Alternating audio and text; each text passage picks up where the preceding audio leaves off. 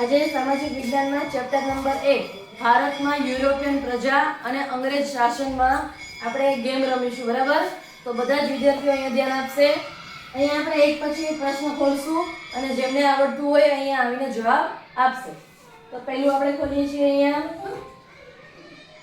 પ્રશ્ન છે, પ્લાસીના યુદ્ધમાં અંગ્રેજોએ બંગાળના કયા સેનાપતિને લાલચ આપી હતી? ચલો આવો. મીર કાસિમ, મીર જાફર, મીર અબ્દુલ્લા કે Ahmad Shah Abdali? Mir Jafar. Very good.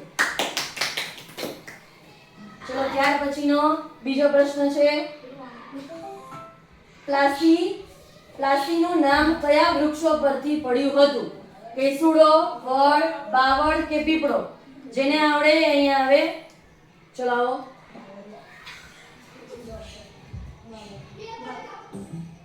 Answer ખોટો છે. ચલો બીજા કોઈને આવડે છે? ચલો નેક્સ્ટ ટર્નમાં આપણે બોલશું ફરીથી. ત્યાર પછી પ્લાસીનું યુદ્ધ ક્યારે થયું હતું? ઈસવીસન 1757 માં, ઈસવીસન 1857 માં, ઈસવીસન 1845 માં કે ઈસવીસન 1932 માં? ચલો શુભમ આવે. Very good. ઈસવીસન 1757 માં. ત્યાર પછી બીજો ફરીથી જેને આવડતું જવાબ આપશે. પ્લાસીનું નામ કયા વૃક્ષો પરથી પડ્યું હતું? ચલો પાછળ આવે. મિહિર.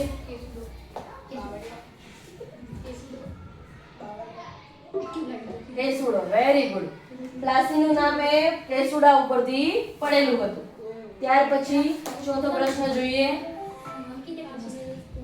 પ્લાસીનું યુદ્ધ કોની વચ્ચે થયું હતું? કોને આવડે છે? કોને આવડે છે? ચલો ધ્રુવલ. ચલો આવો.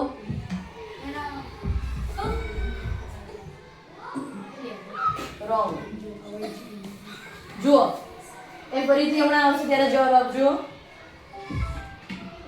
પ્લાસીના યુદ્ધમાં અંગ્રેજોની સેનાનું નેતૃત્વ કોણે લીધું હતું? Robert Clive, Major Munro, Dalhousie કે કોર્નવોલિસ? ચલો આવો. શું આવશે એમાં? Very good, Robert Clive. હવે ફરીથી આપણે જે એક બાકી હતો એનો જવાબ આપશું. ચોથો, પ્લાસીનું યુદ્ધ કોની વચ્ચે થયું હતું? આ તો તમને આવડવું જ જોઈએ. સિરાજુદ્દૌલા અને પોર્ટુગીઝો, મોગલો, સિરાજુદ્દૌલા અને અંગ્રેજો, મરાઠા અને અંગ્રેજો? ચલો ધ્રુવલ. રોંગ.